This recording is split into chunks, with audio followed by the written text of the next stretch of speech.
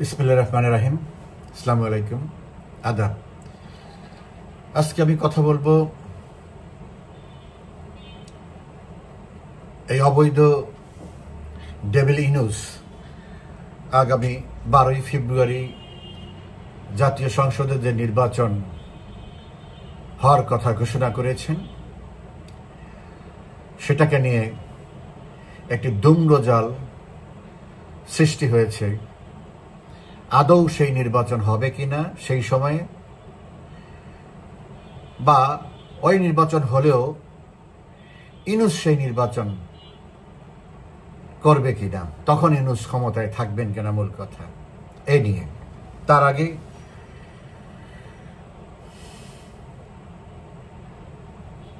গভীর বেদনার সাথে স্মরণ করছি বাঙালির শ্রেষ্ঠ সন্তান, জাতির পিতা বঙ্গবন্ধু শেখ মুজিবুর রহমান, বঙ্গমাতা বেগম ফজিলাতুন্নেছা, বঙ্গবন্ধুর পুত্র শেখ কামাল, শেখ জামাল, শেখ রাসেল, বঙ্গবন্ধুর ভাই শেখ নাসের, শেখ কামালের স্ত্রী, শেখ জামালের স্ত্রী সহ যে 18 জন এই রাত পেরিয়ে প্রত্যুষে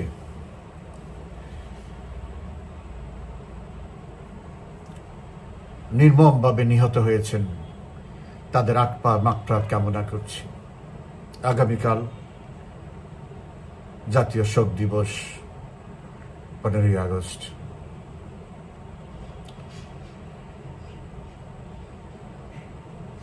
কিছুক্ষণ আগে আমার ঘড়িতে এখন 8টা 10 বাজে,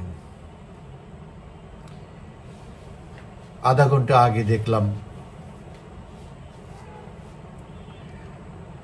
বিএনপি তারেক জিয়া নির্দেশে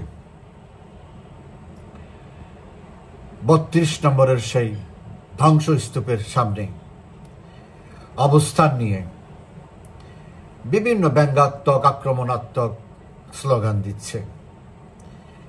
আওয়ামী লীগ কই, পিঠের চামড়া থাকবে না, হুঁশিয়ার সাবধান, তারেক জিয়া আসবে ফিরে বীরের বেশে, এইসব জিয়া ছাড়া বাংলায় কি নাই, এইসব স্লোগান দিয়ে মোটামুটি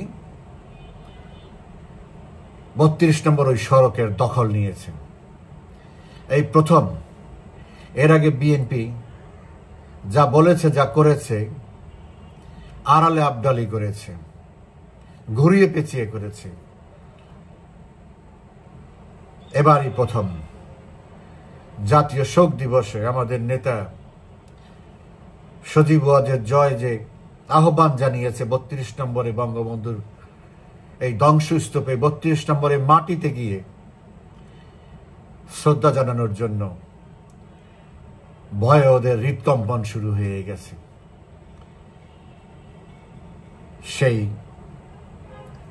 ভয়ে আজকে বিএনপি তারেক জিয়ার নির্দেশে যারা বঙ্গবন্ধুর আত্মার প্রতি শ্রদ্ধা জানাতে যাবেন, তাদেরকে প্রতিরোধ করার দায়িত্ব নিয়েছে। বিএনপি এর আগে কি করেছে সেগুলি নিয়ে আমি কথা বাড়াতে চাই না, শুধু এইটুকুই বলে শেষ করবো এই প্রসঙ্গ। সেটা হচ্ছে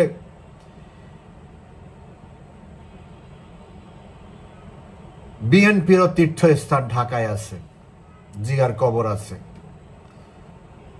সেখানে জিয়া থাকুক আর না থাকুক, জিয়ার কবর হিসাবে বিএনপি শ্রদ্ধা করে, সম্মান করে। আওয়ামী লীগ 15.5 বছর ক্ষমতায় ছিল, তার আগে 5 বছর ছিল, কোনোদিন জিয়ার কবরে যেতে কাউকে বাধা দেয়নি। কিন্তু আমি এইটুক নিশ্চিত করতে পারি,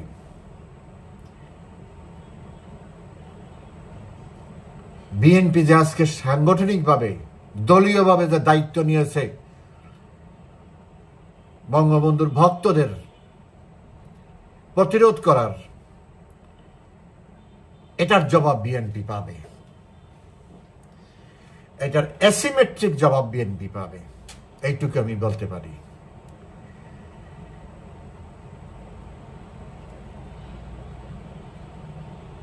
এবং আমরা এটাও বিশ্বাস করি বাংলাদেশের এই দুর্যোগের মধ্যে এটাই শেষ 15ই আগস্ট। এর পরের 15ই আগস্ট অবশ্যই জাতীয় শোক দিবস হিসেবে জাতীয়ভাবে পালন করা হবে এবং আগামী 30শে মে কে কোথায় থাকে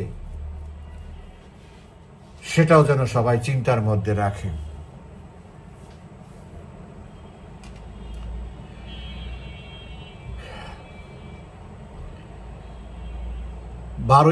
আগামী ফেব্রুয়ারি তো না, তারিখ এখনো ঘোষণা করে নাই, সম্ভবত 12ই হবে, কারণ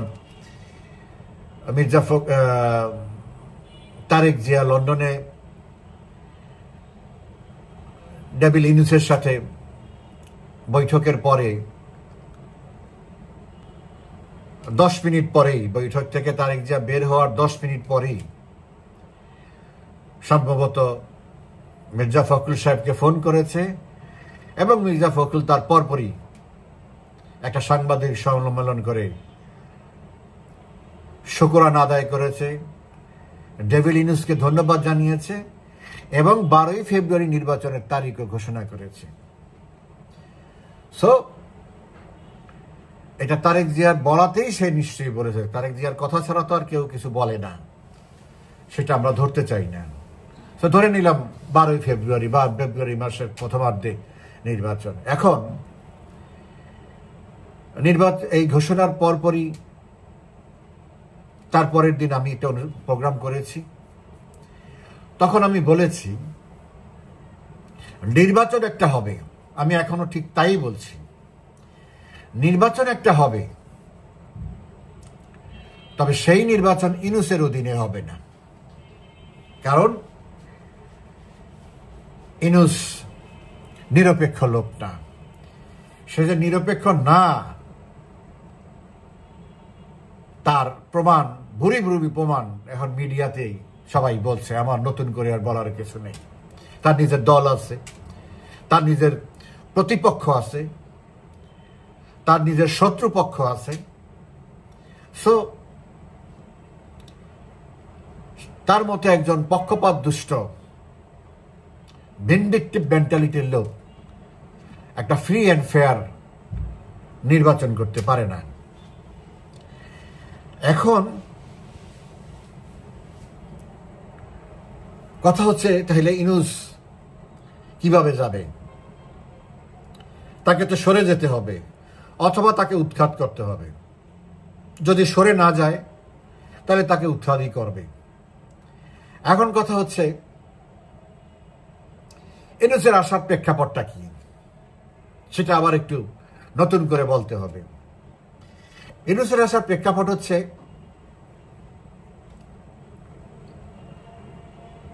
পাঁচই নভেম্বর আমেরিকায় যখন ভোট শেষ হলো, ভোটে যখন বাইডেন প্রশাসন ডেমোক্রেটরা পরাজিত হলো, তখনই বাইডেন জানে যে 20শে জানুয়ারি তাকে চলে যেতে হবে। সো এই 2.5 মাস সময়ের মধ্যে বাংলাদেশে একটা পট পরিবর্তন করতে হবে এবং ইউনূসও হিলারি ক্লিনটনের মাধ্যমে এই সময়ের মধ্যে কিছু একটা করা বা সরকার উৎখাতের একটা ব্যবস্থা করা।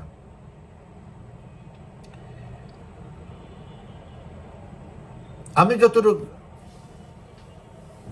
স্মরণে আছে এবং আপনারা হয়তো বুঝবেন যে আমেরিকানদের ডিপ স্টেটের প্রথম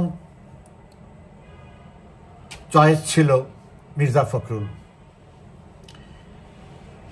মির্জা ফখরুলকে 1-11 মতো, যেমন সাইফুর রহমান, মেজর হাফিজ টাফিজ, যারা মান্নান ভূঁইয়ারা যেমন এদেরকে বের করে একটা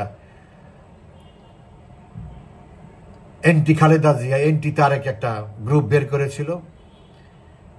কারণ হচ্ছে এখনো তারেক আমেরিকার কাছে গ্রহণযোগ্য না। যাই দেখা সাক্ষাৎ রাষ্ট্রদূত করুক, ওইটা করুক, এগুলি হলো যদির মধ্যে। যদি তারা আসে আসতে পারে, তাহলে এই আমেরিকার এই ফর্মুলা বা যে সমস্ত স্বার্থ আছে, যে সমস্ত উদ্দেশ্য আছে, লক্ষ্য আছে, এগুলি সে ফলো করবে কিনা, এইটার একটা মুচলেখা তার কাছ থেকে আদায় করা। এখন সে আসবে কি আসবে না এরকম কোনো গ্যারান্টি বা এরকম কোনো সিদ্ধান্ত আমেরিকা নেয় নেই তাকে বসানোর জন্য। হিসাবটা হলো, সে যদি এগুলি মেনে নেয়, আমেরিকার সমস্ত কথা এ টু জেড যা বলবে তাই যদি শুনে, তাহলে আমেরিকা সে যদি আসতে পারে তাহলে সেখানে বাধা হয়ে দাঁড়াবে না। কিন্তু আমেরিকা তাকে বসায় দিবে, এটা আমেরিকা বলে নেই। এটা হলো আমার ব্যক্তিগত হিসাব আর কি, এটা ভুলও হতে পারে। আমি সেইটাই মনে করি, হিস্ট্রি তাই বলে। তারেক রহমান সম্পর্কে আমেরিকার যেই ধারণা, সেই ধারণায় যে তথ্য প্রমাণ তার সম্পর্কে আছে, তাতে তারা তাকে অ্যাকসেপ্টও করতেছে না, তাকে রিজেক্টও করতেছে না। এই জন্য অ্যাকসেপ্ট করতেছে না, এই জন্য নীতিগতভাবে তার ক্রেডেনশিয়ালস তাদের কাছে অ্যাকসেপ্টেবল না। এখনো সে আমেরিকায় নিষিদ্ধ, ঢুকতে পারবে না। তো এখন যদি কোনো কেরামতিতে এখন তারা এখানে মারামারি, কাটাকাটি, এটা সেটা জোর জুলুম করে যদি ক্ষমতা গ্রহণ করেই, সেখানে আমেরিকা বাধা হয়ে দাঁড়াবে না।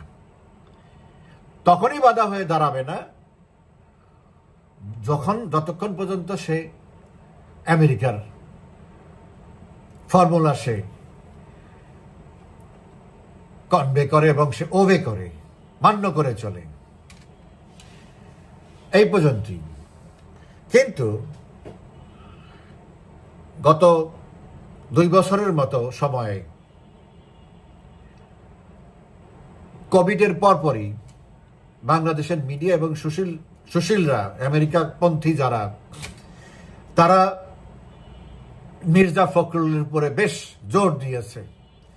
কি জোর দিয়েছে? তাকে একটা বাংলাদেশের মিস্টার ক্লিন, খুবই সৎ, বিবেক বুদ্ধিমান, শিক্ষিত, ভদ্র, সমস্ত দিক দিয়ে একটা আইডলে পরিণত করার একটা চেষ্টা তারা করেছিল। এই প্রথম আলো, ডেইলি স্টার, বিশেষ করে মাহফুজা নামের কলামগুলো যদি দেখেন, বিভিন্ন ইয়াতে যদি মির্জা ফখরুলকে যখন গ্রেপ্তার করা হতো, তখন তাদের যে সমস্ত রিপোর্টিংগুলি হতো, যে সমস্ত মন্তব্য কলামগুলি আসতো, সেগুলো যদি আপনারা ঘেটে দেখেন, তাহলে দেখবেন মির্জা ফখরুলকে তারা কোথায় নিয়ে যেতে চেয়েছিল। মানে তারেক জিয়াকে বাদ দিয়ে মির্জা ফখরুলকে, তারেক জিয়া সম্পর্কে কখনোই এরা কোনো ভালো কথা বলেনি, এখনো না। কিন্তু মির্জা ফখরুল চেয়েছিল তারা সেইভাবে বের করে নিয়ে আসতে। তারপরে কিছু ঘটলে ফখরুলকে দিয়ে অ্যান্টি আওয়ামী লীগ যে ইয়েটা আছে, ব্লকটা, তা মির্জা ফখরুলের নেতৃত্বে সেটাকে সামনে আনার একটা পরিকল্পনা তাদের ছিল। কিন্তু এটা তারেক জিয়া বুঝে ফেলছে এবং বিভিন্ন সূত্রে সে জেনে ফেলছে যে এরকম কিছু একটা হতে পারে। এবং যেহেতু তারা অলরেডি পোর খাওয়া, সাইফুর রহমান, মান্নান ভূঁইয়া, মেজর হাফিজ আর অন্যান্য অনেক বড় বড় নেতারা বিএনপির এর আগে খালেদা জিয়ার সাথে বিট্রে করেছে। সো তারপর থেকে তারেক জিয়া ফখরুল সাহেবকে পচানোর জন্য যত রকমের কুৎসিত কথা আছে, যত রকমের মিথ্যাচার আছে, যত রকমের বিতর্কিত বিষয় আছে, সব ফখরুল সাহেব নিজে বলাইছে এবং করাইছে। সো যার জন্য ফখরুল সাহেব এখন মির্জা আব্বাসের থেকে অনেক, যদিও লিডারশিপ হিসাবে মির্জা আব্বাসরা, গয়েশ্বররা ফখরুলের থেকে অনেক সিনিয়র, কারণ তারা অনেক আগেই মন্ত্রী হয়েছে। মির্জা আব্বাস যখন ফুল মন্ত্রী, ফখরুল তখন হাফ মন্ত্রী। প্লাস মির্জা আব্বাসের ঢাকায় যে একটা প্রভাব ছিল এবং কিছুটা হলেও এখনো আছে, ফখরুলরা বহিরাগত হিসাবে ঢাকায় এসে বসবাস করে, দ্বিতীয় শ্রেণীর নাগরিক। তো সব মিলিয়ে ফখরুলের চেয়ে অনেক প্রভাবশালী নেতা বিএনপিতে আছে, বিএনপির ঘরা নাই। সো যেমন উল্টা পাল্টা কথা বলার জন্য রিজভী আছে, আব্বাস আছে, গয়েশ্বর আছে, এরকম অনেক নেতা আছে, টুকুমুক অনেক কিছু আছে। কিন্তু তারেক জিয়া পলিসি করে সমস্ত অপকর্মগুলো মানে বিতর্কিত যত কিছু হতে পারে, যেমন আমি মাঝে মাঝে বলতাম না ফখরুলের কথা বলি না, কেন বলি? বিকজ সে বলে, তারেক জিয়া তাকে দিয়ে বলা, এখন আমাকে তো বলতে হবে, আমাকে তো প্রত্যুত্তর দিতে হবে, যার জন্য আমি ফখরুলকে অ্যাড্রেস করি বলি। তাতে ফখরুল তো স্বাভাবিকভাবে কিছু না কিছু ক্ষতিগ্রস্ত হয়। তো সবাই ফখরুল সম্পর্কে এরকম মন্তব্য করে, আওয়ামী লীগের নেতারা বা এরা বিএনপির বিপক্ষের যারা আছে, তো ফখরুল সে পচাই দিছে। এখন আর ওই সম্ভাবনা নাই, যার জন্যই আমেরিকার কাছে এখন বিএনপির তারেকের কোনো বিকল্প নাই যদি বিএনপি আসে, সেই জন্যই তারা এই নেগোসিয়েশন। আগের কথায় তো যখন এখানে প্রোগ্রামটা হলো যে আওয়ামী লীগকে তারা সরিয়ে দেওয়ার একটা প্রচেষ্টা করবে, তো ডিপ স্টেটের অনেক কলা কৌশল আছে, কিভাবে মানুষকে খেপাইতে হয়, কিভাবে একটা উত্তেজিত করতে হয়, কিভাবে কাকে কোন পয়েন্টে পিস্তল ধরতে হয় বা পয়সা দিতে হয় বা ব্ল্যাকমেইল করতে হয়, এগুলি তাদের হাজারো টুলস আছে। সারা পৃথিবীতে তারা এগুলি করে বেড়ায়, এরা এগুলো মাস্টার ওয়ার্ল্ডে। সো তারা সেইভাবেই আমাদের এখানে প্রতিটা সেক্টরে সেভাবে আগের থেকেই পয়সা দেওয়া, পয়সা খাওয়ানো লোক ছিল, পালতেছিল, লালন করতেছিল, সেগুলিকে অ্যাক্টিভ করলো, ছাত্রদেরকে অ্যাক্টিভ করলো অন্যভাবে, আর্মিকে অ্যাক্টিভ করলো, আর্মিকে রিজার্ভ করলো, তারপর যাকে যাকে দরকার তাকে তাকে দিয়ে অ্যাক্টিভ করলো। কি কি করতে হবে, তাদের স্টেশন তো এখানে আসেই, তারা যেভাবে যা করতে বলছে সেইভাবে। দেখে কোথাও কিছু হচ্ছে না, জুলাইয়ের 15 তারিখ পর্যন্ত কিছুই করতে পারতেছে না। আন্দোলন পোলাপান নামছে, সরকার সেটাকে আতিথেয়তা দিচ্ছে, পুলিশ প্রোটেকশনে রাখতেছে, কোনো কিছু বলতেছে না। ছাত্রলীগের ছাত্র আন্দোলন করতেছে, ছাত্রলীগ তাদেরকে সমর্থন করতেছে, তাদেরকে পাহারা দিতেছে। ছাত্রলীগের সাথে ওইসব নেতারা টাইম টু টাইম সবসময় যোগাযোগ করে, কর্মসূচি ঠিক করে, কোথায় করবে তাও ঠিক করে, সবকিছু ছাত্রলীগের এক ধরনের পারমিশন নিয়ে করতেছে, ছাত্রলীগের ব্লেসিং এ করতেছে। এই যখন অবস্থা, তখন দেখলো যে না, অপশন বি তে যেতে হবে। অপশন বি হলো কি, মানুষ মারতে হবে। মানুষ মারলে পরে মানুষ ক্ষুব্ধ হবে, সাধারণ মানুষ ক্ষুব্ধ হবে, সাধারণ মানুষের বিবেকে বাজবে। আমারও বাজে, আমারও বেজেছে, কিন্তু আমরা বলেছি কেন এটা মরতেছে। পুলিশ গুলি করে না, মানুষ মরতেছে। সেনাবাহিনী গুলি করতেছে না, কিন্তু সেনাবাহিনীর গুলিতে আবার মানুষ, আবার সেনাবাহিনীর অস্ত্রের গুলিতে মানুষ মরতেছে। কি চমৎকার, কি ম্যাজিক! সো এইভাবে করে তারা এই আন্দোলনটা জমাইলো এবং মানুষকে, অবশ্যই কিছু মানুষ বিক্ষুব্ধ হয়েছে, অবশ্যই তারা সেটাকে ঢাল হিসাবে স্কুলের ছাত্রদেরকে বের করে নিয়ে আসছে, যেটা আমরা 69-এ হয়েছে, 90-এ কিছুটা হয়েছে, বাট বেসিক্যালি 69-এ। আমি তখন ছোট, আমি ক্লাস 2 ছাত্র। আমি 69-এ মিছিলে পিছনে পিছনে ঘুরছি স্কুলে, দিয়ে আমাদের বড় ভাইরা আফসারউদ্দিন বাবুল, ফজলুল কাদের মজনু মোল্লা, আব্দুল মমিন টুলু, এরকম বিপি শামসু, এরকম অনেক নেতারা গিয়ে স্কুলে ঘন্টি বাজিয়ে দিত। আমরা স্কুল থেকে বেরিয়ে ওই মিছিলে পিছনে, আমি পরেও গেছি 2-1 বার, ছোট ছিলাম। তো সেই সময় এরকম স্কুল মানে বাচ্চাদেরকে আন্দোলনে সামিল করা হয়েছিল। ওইটা 69-এর অভ্যুত্থান হয়েছে, এই জন্য আইয়ুব খানের পতন হয়েছে, আইয়ুব খান পদত্যাগ করতে বাধ্য হয়েছে। ঠিক একইভাবে আমরা যেটা করেছি ওরা সেটা করেছে, এই স্কুলের ছাত্রদেরকে বের করে নিয়ে আসছে। এটা হলো ঢাল, শিল, যে অবশ্যই এদেরকে গুলি করা হবে না।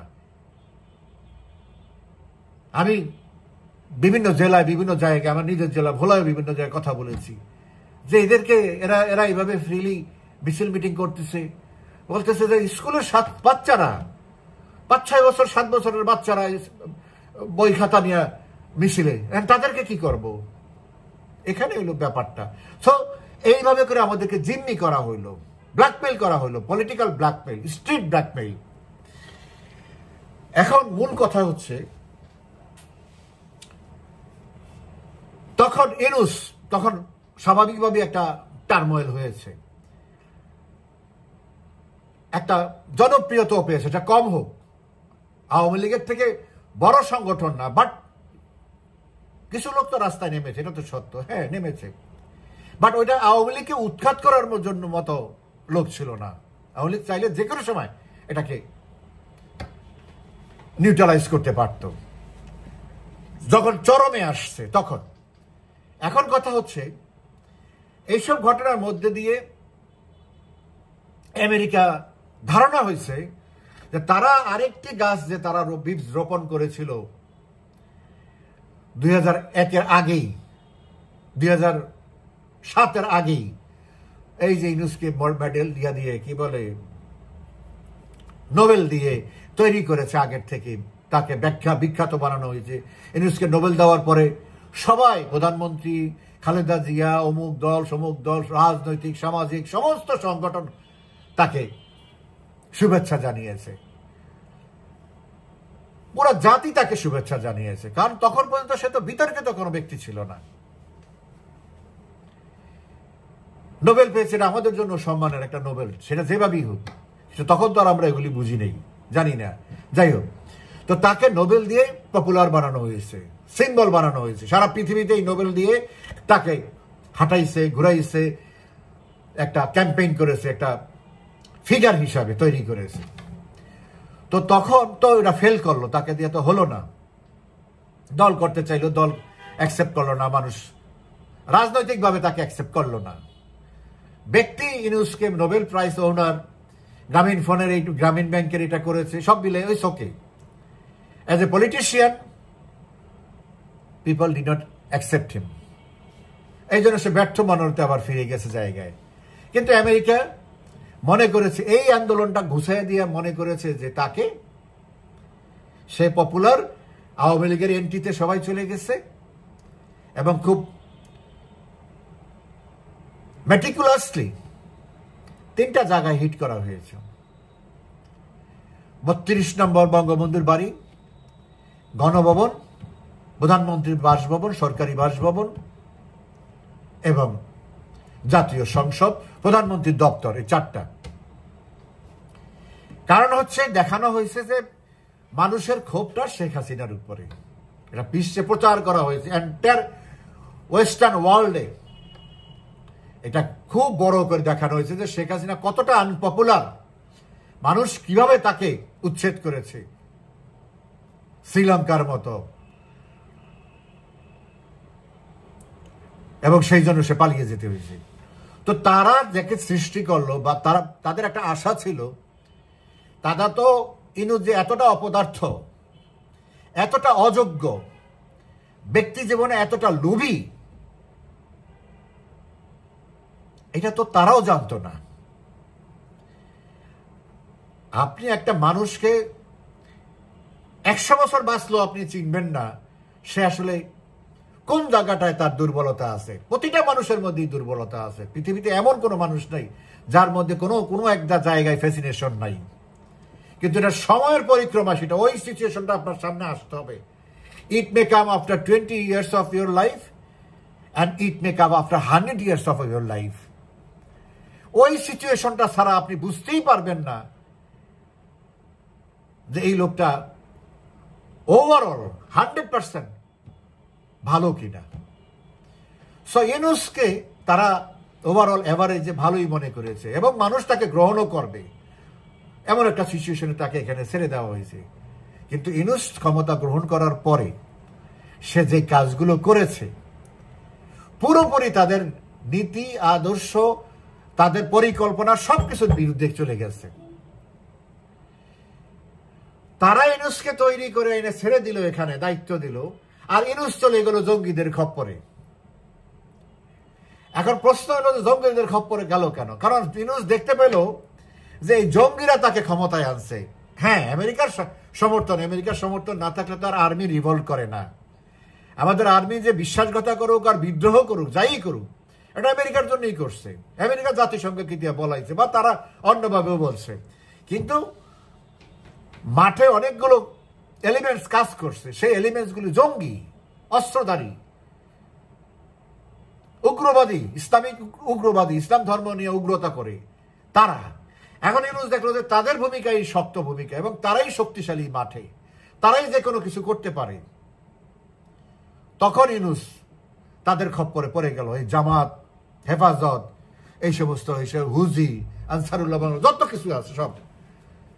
আর এর মধ্যে তো তার মধ্যে তথ্য আছেই যে থানাগুলি লুট করে সমস্ত অস্ত্র তাদের কাছে চলে গেছে, গোলাগুলি চলে গেছে। এখনো তো পুলিশের হিসাবে বলে যে 7 লক্ষ গুলি এখনো বাইরে আছে। আসলে কত লক্ষ সেটা পুলিশ তো সত্য বলে না। পুলিশ মারা গেছে কয়েক হাজার, পুলিশ বলে পুলিশ হেডকোয়ার্টার থেকে বলে মাত্র 44 জন। তো এগুলি তো সত্য না। সত্য হলো 460টার উপরে থানা পুরোপুরি লুট হয়ে গেছে। এক একটা থানায় কি পরিমাণ অস্ত্র থাকে, কি পরিমাণ গুলি থাকে, সব এখন জঙ্গিদের হাতে। এটা আমেরিকার প্ল্যান না, এটা হলো প্ল্যান উইদিন দি প্ল্যান। তারা এটা সেইভাবে প্ল্যান আগে করে নিছে যে কিভাবে কি করতে পারবে।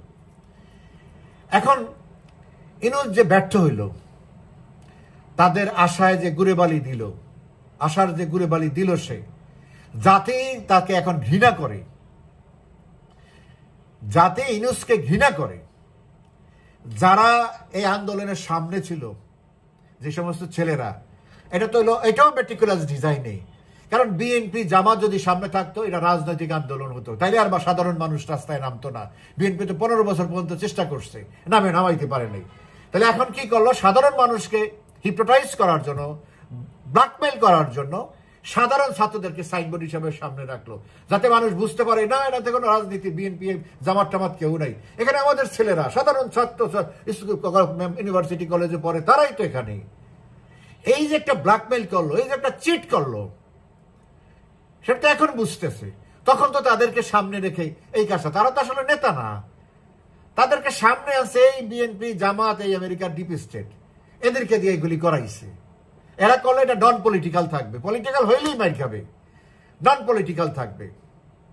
এই নন পলিটিক্যাল করতে গিয়ে এই সমস্ত ছেলেপেলেদেরকে সামনে আনছে, আনার পরে তারপরে যে তারা এই প্রোগ্রাম থাকবে। এখন যে ইনুস যে ব্যর্থ হলো, তাহলে ইনুসের দিয়ে তো আর সামনে আগানো যাচ্ছে না। কারণ তো আমি আগেই বলছি যে মার্কো রুবিও যখন ইনুসের সাথে কথা বলছে ফোনে, তখন শুধু এই কথাটাই বলছে, you have failed to achieve our goals, so you have no other option but to have a quick election. এইটাই হলো মেসেজ ছিল মার্কো রুবিওর। সো এটা ইনু জেনে গেছে। এখন সমস্যাটা কোথায় দাঁড়াইছে? এখন সমস্যাটা দাঁড়াইছে এই যে একটা আলোচনা চলতেছে, এখন মানে ইনুসকে তারা মাইনাস করে দিয়েছে। এখন মাইনাস করে দিয়ে মানে এখন তো আর হঠাৎ করে বলতে পারে না, একটা ট্রানজিশন করতে চাচ্ছে, একটা মোটামুটি একটা ট্রানজিশন করতে চাচ্ছে, একসেপ্টেবল যতটুকু সম্ভব আর কি। সেই ট্রানজিশন করতে যে নির্বাচনের নামে একটা বাহানা করে সেটা যেই আসুক বিএনপি টিএনপি, তাতে কোনো সমস্যা নাই। তারা বিএনপি টিএনপি সবার সাথে মোটামুটি যোগাযোগ, ওদিকে প্রধানমন্ত্রী শেখ হাসিনার সাথেও তারা যোগাযোগ করতেছে তাদের ভিন্ন মারফতে, ভারতের মাধ্যমে, সবকিছু বলে, সেটা অন্য প্রসঙ্গ। তো এখন কথা হচ্ছে যে ইনুসকে তো যেতে হবে, America has decided to take him out. তো এখন তাকে রিপ্লেস করবে কি? সেটা করতে হবে আইদার আর 1-11 করতে হবে, অথবা একটা ইলেকশন করে বিএনপি যেহেতু বলতেছে, খালেদা তারেক যেহেতু বলছে মাইনা চলবো ভাই, তোমরা যা বলো তাই, তাহলে সেখানে একটা ইলেকশনের সুযোগ দিবে, কিন্তু নট ইনুসকে আর রাখা যাবে না। তাহলে এখন ফেরকাটা কোন জায়গায় বাড়ছে? ইনুস তো নটোরিয়াস লোক, লোভী লোক, স্বার্থপর লোক। এখন সে এই যে এনসিপি যে এতটা ফ্লপ করবে এটা তার ধারণাই ছিল না। তার ধারণা ছিল যে মোটামুটি একটা ভালো একটা পজিশন তারা ছাত্রদের মধ্যে, মানুষের মধ্যে সিম্পেথি পাবে, কিন্তু এতটাই যে বাজে পারফরমেন্স করবে বা মানুষ যে এতটাই তাদেরকে ফেলে দিবে, সেটা সে বুঝতে পারে নাই। আর এরাই যে এতটা অপকর্ম করবে, এতটা কুকীর্তি করবে, এতটা মানে ধান্দাবাজি করবে, সেইটাও ইনুস বুঝতে পারে নাই। এই দেশের অনেক মানুষই খুবই আহত হয়েছে তাদের কাছ থেকে, যারা এন্টি আওয়ামী লীগ তারা। এখন সে কি করবে ইনুস? এখন ইনুস দেখাবে, এদেরকে তালাবে, এদেরকে হুইপিং করবে, এদেরকে মানে ইয়ে করবে, ফ্যানিং করবে, ফুয়েলিং করবে, তোমরা উত্তপ্ত করবো পরিস্থিতি। এই যে ট্রেসি এন্ড জ্যাকবসন, ভারপ্রাপ্ত রাষ্ট্রদূত, সে যে ইনুস ইয়াকে এই যে ছাত্রদের 2-3 জন থেকে ডেকে নিয়ে তাদেরকে বুঝাইতে চাইছে, তারা বুঝে নাই। তাদের বুঝাইতে চাইছে মানে এখানে এখন আর কিছু করার নাই, এখন একটা নির্বাচন করতে হবে, নির্বাচনে যারা আসে আসে, তোমাদের যে একটা ভালো অবস্থা থাকে সেটা আমরা দেখব। কিন্তু এরা এটা মানে নাই, জামাত এটা মানে না। এবং ইউনূস উপরে উপরে নির্বাচনের পক্ষে, বা তলে তলে হইলো এদেরকে দিয়ে একটা অরাজকতা সৃষ্টি করা, যাতে নির্বাচনটা না হয়, সে যেন বলতে পারে আমি এই সিচুয়েশনে কিভাবে নির্বাচন করব। এই হইল নির্বাচন না হওয়ার আশঙ্কা যারা করে তাদের জন্য আমার ব্যক্তিগত একটা ব্যাখ্যা, যে এই হইল এখানকার গেমটা। ইউনূস মুখে বলবে, তৎপরতা দেখাবে, আগামী সপ্তাহে এই ইলেকশন কমিশন রোডম্যাপ দিবে, এগুলো সবই করবে, কিন্তু আবার এদেরকে দিয়ে পরিস্থিতি উত্তপ্ত করে বলবে যে এই পরিস্থিতিতে আমি কিভাবে নির্বাচন করব। নির্বাচন যত পিছাবে, ইউনূসের হিসাব হলো আমার কোনো বিকল্প নাই আমেরিকার কাছে। এখন আমি খারাপ হইল, ব্যর্থ হইল, আমাকে ঠেকায় পড়ে হইলেও আমাকে রাখতে হবে। এই ট্রিক্সে ইউনূস গেছে। এখন বিএনপি তো লুবি পরে মিথ্যুকের হাতে একটা কথা আছে, তো বিএনপি হইল লুবি, ইউনূস হলো বড় মিথ্যাবাদী, তার ফেরে পড়ছে, তার ট্র্যাপে পড়ছে। তো বিএনপি দিন পর থেমে যায়, ইউনূসের সব কিছুতে সমর্থন দেয়, উপদেষ্টাদেরকে ক্লিন চিট দেয়, ইউনূসের ভীষণ তারা এগিয়ে নিয়ে যাবে সবকিছু। এখন ইউনূস হলো তাদের দেবতা, মূল দেবতা হলো ইউনূস। এটা হলো আরেকটা ট্যাকটিস তাদের, নির্বাচনটা আদায় করে নেওয়ার জন্য। কিন্তু নির্বাচনটা তো তারা আদায় করতে পারবে না, এই জন্য তাদের বিষয়। আমি আর এখন আওয়ামী লীগের প্রসঙ্গটা এখানে আর আনতে চাচ্ছি না, যে আওয়ামী লীগ কি করবে, আওয়ামী লীগ কিভাবে এখানে নির্বাচন, যদি এরা সবাই চাইতো তাইলেও নির্বাচন হতো না। এটা হলো আমার উইদাউট আওয়ামী লীগ তাইলেও নির্বাচন করা সম্ভব হতো না। আওয়ামী লীগ তো কোয়ার্টার ফাইনালই খেলে নাই এখন পর্যন্ত, ফাইনাল তো অনেক দূরের কথা। তো নির্বাচন কিভাবে হয় বাংলাদেশে উইদাউট আওয়ামী লীগ? আবার এমন ভিন্ন পলিসি হতে পারে, সেটা নিয়ে আমি কথা বলবো না, কিন্তু এখনকার মতো নির্বাচন হবে, হলে না হলে কেন হবে না, আর ইউনূসের রোলটা এখানে নির্বাচন না হওয়ার জন্য কি, সেটা আমি ব্যাখ্যা করার চেষ্টা করলাম আর কি। আরো অনেক লম্বা করা যায়, সেগুলি না করে আমি এইটুক বললাম যে যারা বলে যে নির্বাচন হবে না, আমি তাদের সাথেও একমত। আবার যারা বলে ইউনূসের অধীনে নির্বাচন হবে না, আমি তাদের সাথেও একমত। যারা বলে তাদের ব্যাখ্যা ভিন্ন থাকতে পারে, চিন্তা ভিন্ন থাকতে পারে, কিন্তু আমারও চিন্তা ভিন্ন। কিন্তু আমার চিন্তা হইল দুইটাই সঠিক, দুইটা হওয়ারই সঠিক এলিমেন্টস আছে এখানে। সো নির্বাচনের চিন্তা বাদ। এখন যে কাহিনী শুরু হয়েছে, এখন আসি শেষ কথায়। এখন যে শেষের শুরু হয়েছে, এই শেষের শুরুতে আপনারা 2 দিন 1 দিন পর পরই দেখবেন যে নতুন নতুন কাহিনী ঘটতেছে। এই কাহিনী ঘটার জন্য খেলা শুরু হয়ে গেছে। এতক্ষণ যে আমেরিকার কথা আমি বললাম, যে তার বিষয়টা এমন বুঝাচ্ছে যে আমেরিকা চাইলেই কাউকে রাখতে পারবে, বা ওই অবস্থানটা আমেরিকার এখন নাই। কারণ এখানে একটা বড় ধরনের পোলারাইজেশন হয়েছে, ইনসাইড বাংলাদেশ, আউটসাইড বাংলাদেশ। এবং সেই পোলারাইজেশনটা হলো against the power of anti-Awami League forces in favor of Awami League. এখন এইটার কিছুটা হইলো আপনারা এই প্রতিদিন কয়েক এখানে আজকে পাথর দেখবেন, কালকে ওই শিক্ষকদেরকে মারতেছে, এই যে শিক্ষকদেরকে মারলো, এটা কত বড় অর্গানাইজেশন, কতগুলো মানুষ, এবং প্রতিটি গ্রামে এরা কতটা শ্রদ্ধাভাজন। এখানে তো কয়েক কোটি মানুষকে, শুধু এই কয়েক হাজার শিক্ষককে মারে নাই, শিক্ষককে তো আর বহরানো বড়, প্রায় 4 লাখের মতো সারা দেশে এই শিক্ষকরা, প্রাইমারি স্কুল, এই হাই স্কুল মিলে। তো এদের তো একটা ফলোয়ার্স আছে লোকালিটিতে। কোটি কোটি মানুষকে আঘাত করা হয়েছে, এইটারও একটা বিস্ফোরণ হবে। আনসারের সকল এই যে 6 লক্ষ 7 লক্ষ আনসারের হৃদয়ে রক্তক্ষরণ হচ্ছে, তাদের গা শুকায় নাই, কোনোদিনও শুকাবে না। কোটি কোটি আওয়ামী লীগ সমর্থক ওত পেতে বসে আছে তৈরি।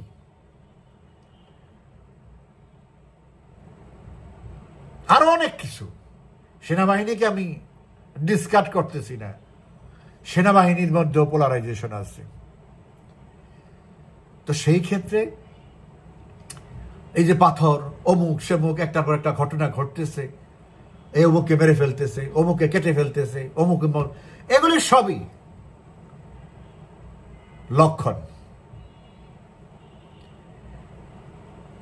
পরিস্থিতিটা যে কতটা ভালনারেবল হয়ে গেছে সেটারই লক্ষণ হলো এগুলি। এখন আমরা যেন আমাদের যারা, আমাদের পক্ষের যারা, আওয়ামী লীগের পক্ষের যারা, দেশের পক্ষে, দেশের স্বার্থে যারা চিন্তা করে, তারা যেন হতাশ না হয়, কোনো কিছু নিয়ে বিতর্ক না হয়। যা হচ্ছে সেটার প্রতিবাদ করা, যে যেখানে আছে প্রতিবাদ করা হলো মৌখিকভাবে, সোশ্যাল মিডিয়া আছে যেহেতু পারে, কিন্তু হতাশ হওয়ার কোনো সুযোগ নাই। খেলা শুরু হয়ে গেছে এবং এই খেলা শেষও হবে উইথ রেজাল্ট। এটা গোল শূন্য ড্র হওয়ার কোনো সুযোগ নাই। এটা ফল নিয়ে, রেজাল্ট নিয়ে খেলা শেষ হবে।